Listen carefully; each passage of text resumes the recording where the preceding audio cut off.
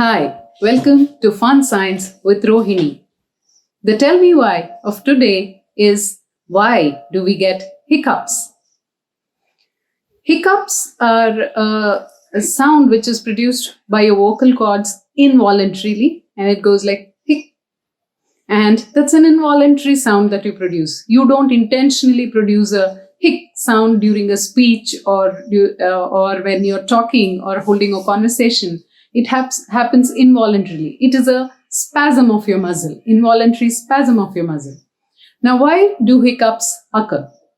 Now, there is no hard and fast evidence to say hiccups occur because of this, but usually why hiccups occur is there is a muscle below your lungs which goes up and down each time you inhale and exhale. When you take in air and when you release the air through your nostrils, the muscle below the lungs moves up and down to facilitate the incoming of the air and the release of air. Now, what happens sometimes is, due to some reason, there is a big gush of air entering your nostrils suddenly. There's a big gush of air entering, and this gush of air goes through all air has to go through your voice box, and the voice box has two small door-like structures called vocal cords or vocal folds. There's a larynx or the voice box. On the voice box, hidden in there are vocal cords or vocal folds. It's the same. What happens generally when you're inhaling, when you're taking in air, the folds are open. The vocal folds are open and they allow the passage of air.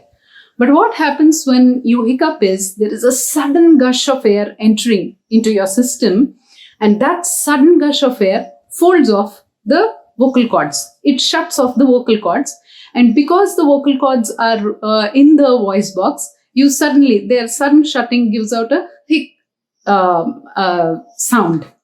And this can happen when you overeat and your tummy is dilated so much, tummy expands so much that it causes the little muscle, the diaphragm, to move inappropriately. It moves jerkily when the tummy is too full, and when you have had a very heavy meal, the muscle that moves up and down when you're breathing in and breathing out, the diaphragm moves jerkily. And when it moves jerkily, it suddenly takes in a gush of air, and that causes the vocal cords to fold, and that releases a hiccup.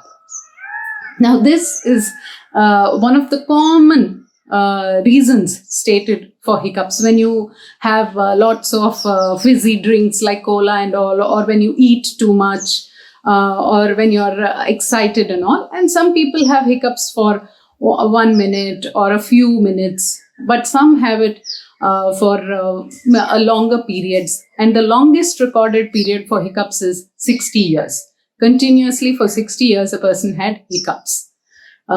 And this is about hiccups. And we conclude the Tell Me Why of today here. And then I will tell you about a small effect again.